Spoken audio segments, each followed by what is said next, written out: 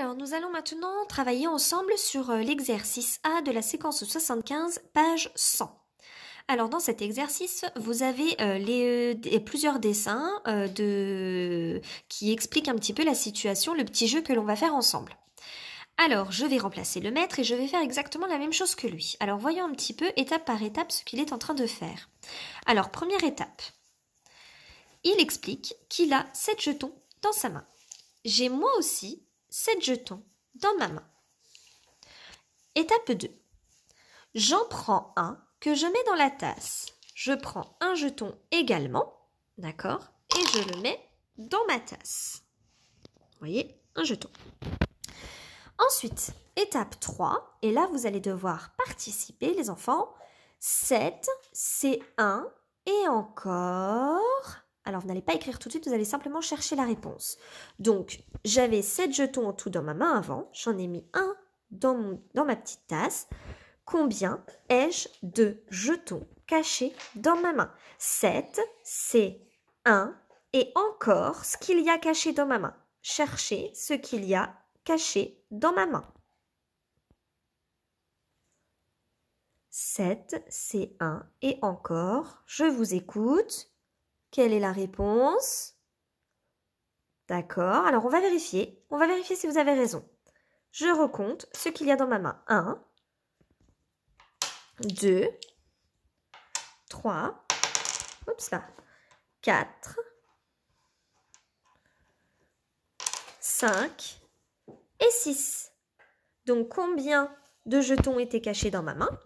6, 7, c'est 6 et encore 1. D'accord? Vous avez bien compris? Alors, je vous laisse écrire cette réponse. Donc, on avait trouvé 6 jetons cachés dans ma main, dans le nuage violet. D'accord? Celui-là, c'était un exemple, on vient de le faire ensemble, mais c'est pas grave, on va quand même l'écrire. Alors, on y va pour le reste. Donc là, maintenant, on va remplir directement dans le nuage vert. Vous n'allez plus dire la réponse à la caméra, ou à la vidéo du moins, vous allez directement écrire la réponse dans le nuage vert. Et ce qu'on va faire, c'est qu'on va vérifier au fur et à mesure. Si vous vous êtes trompé, je vous laisserai barrer sur la réponse de votre nuage et réécrire la bonne réponse à côté du nuage. D'accord? Et si c'est juste, on fait comme on fait en classe, on fait un petit trait en dessous pour dire que c'est OK. Allez, on y va. Alors cette fois-ci, je ne vais plus prendre 7 jetons. Attention, j'en prends... Combien y en a-t-il dans ma main? Très bien, j'en prends 3. Alors, on recommence, attention. Donc, j'ai 3 jetons dans ma main et j'en mets un dans mon gobelet. Alors, 3, c'est 1 et encore ce qu'il y a dans ma main. Combien y a-t-il de jetons dans ma main? J'écris la réponse dès que je la sais dans le nuage vert sur mon fichier. 3, c'est 1 et encore... Alors attention, on vérifie. 3, c'est 1 et encore 1, 2. Je n'ai plus rien dans ma main. Donc 3, c'est 1 et encore 2. Donc il fallait écrire dans le nuage vert 2. Si vous n'avez pas écrit 2 dans le nuage vert, vous barrez votre réponse et vous réécrivez 2 à côté. Si vous avez bien mis la réponse 2 dans le nuage vert, vous mettez un petit trait en dessous du nuage. Et on recommence cet exercice, ce petit jeu, avec une autre proposition pour le nuage bleu. Alors, attention. Tac. Combien ai-je de jetons dans ma main? Très bien, j'ai 4 jetons dans ma main. Attention, je refais la même chose. Étape 2, je mets un jeton dans mon gobelet. Alors, 4, c'est 1. Et encore, combien y a-t-il de jetons cachés dans ma main? J'écris la réponse dans le nuage bleu. 4, c'est 1. Et encore... Allez, on corrige. 1, 2, 3. 4, c'est 1. Et encore 3. Donc, il fallait écrire dans le nuage bleu 3. Si vous n'avez pas écrit 3, vous barrez, vous corrigez. Si vous avez écrit 3, vous mettez un petit trait.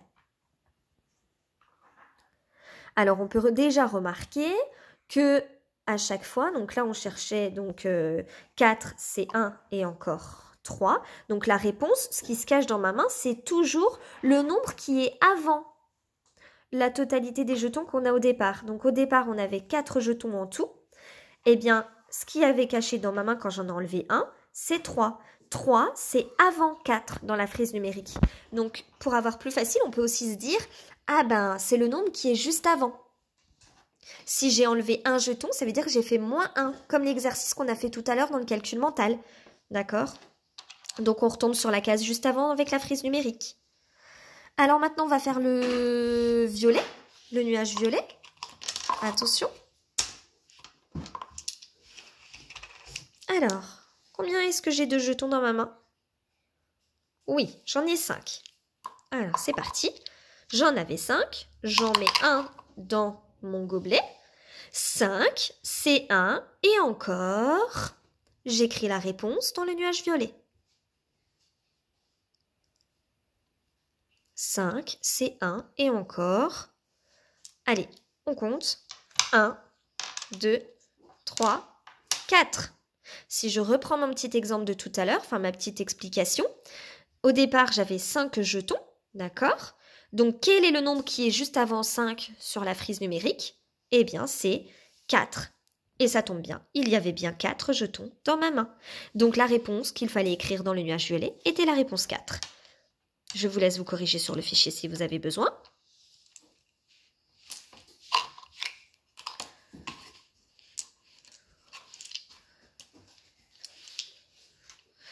Et on y va pour le nuage vert. Alors, dans ma main, maintenant, j'ai 6 jetons. Attention, toujours le même exercice. Je mets un jeton dans mon gobelet. 6, c'est 1. Et encore, on écrit la réponse dans le nuage vert. 6, c'est 1. Et encore, au départ, j'en ai 6. Quel est le nombre qui vient juste avant 6? Allez, on vérifie.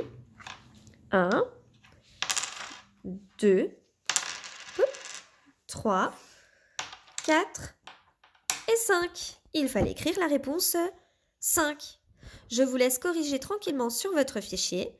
Si vous n'avez pas tout à fait compris, vous pouvez très bien à la maison refaire cet exercice avec vos parents. Vous prenez pareil un verre ou un gobelet ou une tasse, ce que vous voulez. Vous n'avez sûrement pas les jetons de Pigby à la maison, mais vous pouvez utiliser n'importe quel autre moyen, donc soit des billes, soit des petits jetons que vous avez dans des jeux de société, soit des pièces de monnaie. Qu'est-ce qu'on peut prendre d'autre? On peut prendre n'importe quoi, on peut prendre des piles, on peut prendre ce que vous avez à la maison, il n'y a pas de souci, vous pouvez réessayer avec vos parents cet exercice en essayant à chaque fois de donner le plus vite possible votre réponse.